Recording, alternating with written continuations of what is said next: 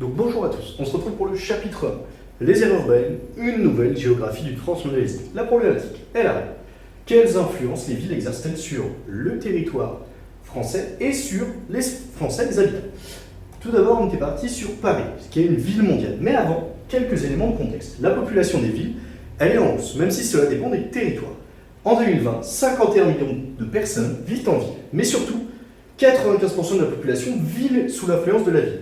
Donc on va voir qu'on peut vivre un petit peu éloigné de la ville tout en étant sous influence de cette dernière. On était parti d'abord sur Paris, qui est ce qu'on appelle une métropole. C'est une grande ville, il y a l'idée de taille dans la notion de métropole. Elle concentre la population, les activités, les richesses, et elle exerce surtout une influence sur le territoire, ça peut aller de la région, du pays, jusqu'au monde entier.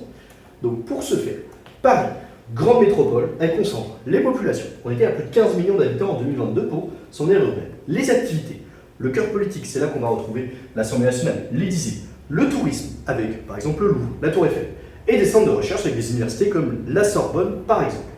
Elle concentre également la richesse, avec le principal quartier des affaires, qui est le quartier de la Défense. On retrouve toujours cette grande carte qu'on appelle l'aire urbaine. En plein milieu, la ville-centre, juste autour, les banlieues, en orange plus foncé, et en jaune un petit peu orangé, ce qu'on appelle le périurbain. On retrouve toute cette idée de cœur politique et de métropole qui concentre les activités en son cœur. Toujours sur cette notion, c'est une aire urbaine. Il y a surtout l'idée que cette aire urbaine s'étale. On pouvait le voir sur le schéma juste avant avec les flèches. C'est l'expansion des agglomérations et des constructions tout le long des routes en fait. Il y a l'idée que, un petit peu comme une pieuvre, ça s'étale. On peut vivre dans l'aire urbaine de Paris, mais on ne vit pas de la même manière. On avait vu en classe Frédéric, qui habite à 100 km de Paris, qui se déplace notamment en train, en métro ou en voiture et qui vit dans un lotissement, donc notamment des petites maisons. Alors que Françoise, elle vit dans le Paris intramuros, Paris même. Eh bien, elle vit en appartement et elle utilise le métro, bus, mais également les piétonnes. Mais elle n'a pas de voiture. Donc, on a des modes de vie différents. Donc, des modes de vie différents avec des déplacements qui ne sont pas les mêmes. C'est ce qu'on va appeler, notamment plus tard, les déplacements quotidiens. Ces déplacements, en fait, eh bien, ce ne sont pas les mêmes, selon où on vit dans l'aire urbaine. On se déplace pour plein de raisons. Ça peut être pour travailler, consommer, aller en cours. Et ces modes de déplacement sont très variés, surtout dans une grande aire urbaine comme Paris. Ça peut aller du métro, au skate, au vélo, la voiture, piéton. Et on est surtout sur une notion de régularité, ce qu'on appelle les déplacements quotidiens, qui vont induire des mouvements réguliers entre les différents territoires de l'aire urbaine. Dans toute l'aire urbaine, on a des déplacements en fait. Et c'est notamment pour cela qu'on va retrouver ce schéma. Comme je disais tout à l'heure, ville-centre, c'est Paris même, les banlieues autour et les espaces périurbains. Eh bien, ces personnes vont se déplacer pour aller au sein de l'aire urbaine, pour aller vers la ville-centre, et le soir, ils quittent la ville-centre.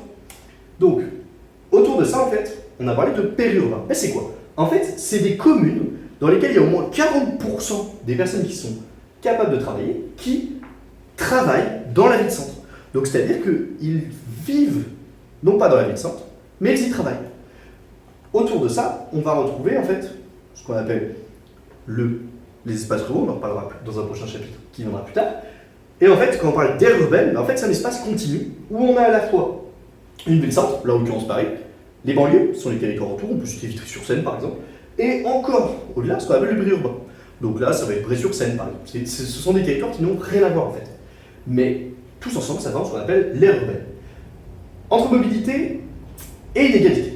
Jusqu'où ces mobilités? Ça peut aller du territoire national jusqu'à l'international. On avait parlé de Roissy-Charles de Gaulle, qui est le deuxième aéroport européen au nord de Paris. Ces déplacements ils peuvent être entre les aires urbaines. On prend le cas du TGV, qui par exemple entre des navetteurs qui font Poitiers-Paris tous les jours, 1h30 de TGV. Allez, 1h30 le soir, après avoir fait 1h30 le matin. Donc, c'est des mobilités finalement qui sont à plein d'échelle.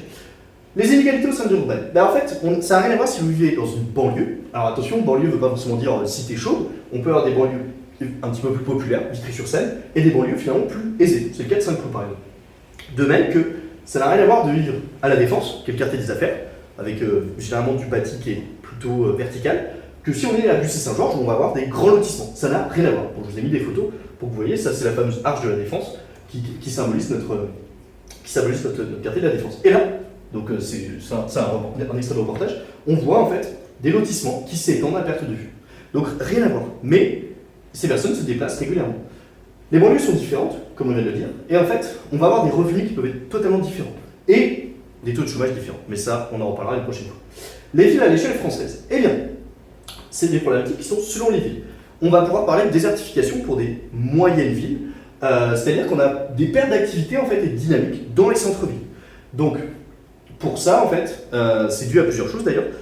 Un étalement urbain, c'est-à-dire les nouvelles zones, je pense aux centres commerciaux et les zones industrielles, maintenant vont aller plus vers le périurbain que rester dans les centres-villes. Donc, ce qui fait qu'on a parfois des centres-villes qui se désertifient, c'est-à-dire moins d'activité, alors qu'on a une aire urbaine qui est en train de s'étaler avec de grandes zones commerciales. Les villes à l'échelle française. Alors là, on en retrouve plusieurs. Pareil, Lille, Strasbourg, Rennes, Nantes, Bordeaux, Toulouse, Lyon, Marseille et enfin Nice. Donc là, ce sont les principales, même s'il existe de plus petites aires urbaines. Donc ce sont les 10 vraiment à connaître pour le chapitre. Et enfin, en fait, ce qu'il faut retenir de ce thème-là, c'est que finalement, des territoires qui sont plus ou moins peuplés. Des territoires plus peuplés, avec notamment autour des aires urbaines, on les retrouve. On a des densités qui sont fortes autour des aires urbaines.